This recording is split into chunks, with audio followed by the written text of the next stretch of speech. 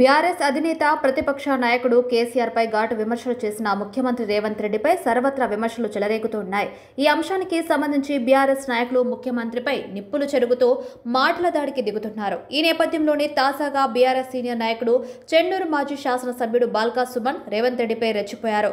ఘాటు విమర్శలు చేస్తూ అనేక ఆరోపణలు సంధించారు. ఆయన ముఖ్యమంత్రిని ఏకవచనంతో సంబోధిస్తూ ఎదురుదాడికి దిగారు బాల్కా సుమన్. కాంగ్రెస్ పార్టీకి ముఖ్యమంత్రి రేవంత్ రెడ్డి పెద్ద పాలేరుగా సుమన్ అభివర్ణించారు.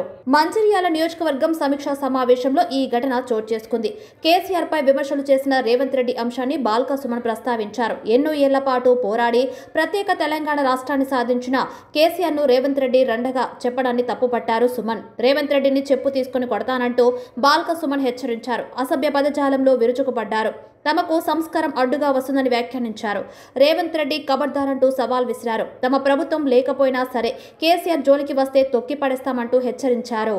రేవంత్ రెడ్డిపై ఘాటు పదజాలంతో విమర్శలు గుప్పించిన బాల్కా సుమన్ పై క్రిమినల్ కేసులు నమోదయ్యాయి. రేవంత్ రెడ్డిని దూషించారంటూ పలువురు కాంగ్రెస్ నాయకులు, కార్యకర్తలు ఆయనపై పోలీస్ స్టేషన్లో ఫిర్యాదు చేశారు. ఈ ఫిర్యాదు ఆధారంగా బాల్కా సుమన్ పై ఐపీసీలోని 294B, 504, 506 కింద కేసులు నమోదు చేశారు. ఈ నేపథ్యంలోనే సీఎం రేవంత్ రెడ్డిపై మాజీ ఎమ్మెల్యే బాల్కా సుమన్ చేసిన వ్యాఖ్యలకు కాంగ్రెస్ నాయకులు కౌంటర్ ఇచ్చారు. ఈ సందర్భంగా టీపీసీసీ ప్రధాన కార్యదర్శి చారకొండ వెంకటేష్ ఘాటు వ్యాఖ్యలు చేశాడు. సుమన్ ను చెప్పు తీసుకుని కొడతాం నా కొడక అంటూ చారకొండ వెంకటేష్ ఘాటైన వ్యాఖ్యలు చేశారు. ఇదిలా ఉండగా కాగా సుమన్ పై నమోదైన కేసుపై బీఆర్ఎస్ ఎమ్మెల్సీ కవిత ట్విట్టర్ వేదికగా స్పందించారు. బీఆర్ఎస్ పార్టీ మాజీ ఎమ్మెల్యే దళిత బిడ్డ బాల్కా సుమన్ పై ప్రభుత్వం ఎఫ్ఐఆర్ నమోదు చేయడం ప్రజాస్వామ్యానికి గొడ్డలి పెట్టని అన్నారు. నాడు ఉమ్మడి రాష్ట్రంలో కాంగ్రెస్ పార్టీ అవలంబించిన విధానాలనే నేడు తెలంగాణలో ఉన్న ఢిల్లీ రిమోట్ కంట్రోల్ పాలన కూడా అవలంబించడం రాచరిక వ్యవస్థను తలపిస్తుందని విమర్శించారు. సూర్యునిపై ఉమ్మేస్తే అది తిరిగి మీ మీదే పడుతుందన్న విషయాన్ని మర్చిపోకండి హితో పలికారు.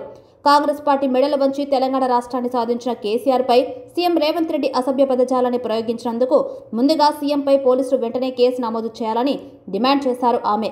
లేదంటే న్యాయస్థానాలను ఆశ్రయించి మీ వైఖరిని ఎండగడతామని కవిత స్పష్టం చేశారు.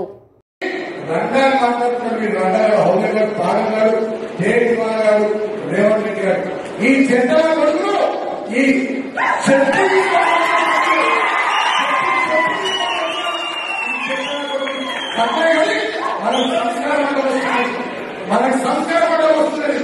బిడ్డ ముందుగా రేవంత్ రెడ్డి నా కొడుకు ఖబర్దార్ మా కేసీఆర్ అంటే మా ప్రభుత్వం లేకపోవచ్చు. లక్ష మందిలో పండుగకి చెప్పు తీసుకొని తంతావు నా కొడక. నీకు తెలంగాణ ఉద్యమంలో ఉస్మాన్ యూనివర్సిటీలో చాలా మందిని చంపినావు బిడ్డ. మేము దాని మీద ఎంక్వైరీ చేయమని చెప్పేసి ప్రభుత్వాన్ని కోరటం. నా కొడక బాల్కా సుమన్, ఇగో నువ్వు అనుకున్నావేమో నేను దళితుని కదా, నా మీద ఏం ఆరోపణ చేసినా కూడా ఎవరేమన్నారు అనుకుంటా ఉన్నావేమో నా కొడక. రాసి చూసుకుందాం నా కొడక. ఏడుకొస్తావు? అమరవీరుల స్తూపం దగ్గరకు వస్తావా? రా కొడక, మేము రేపు వస్తాం. మేము దళితులమే కొడక. చెప్పు తీసుకొని మూతి పనులు వలగొడతాం నా కొడక.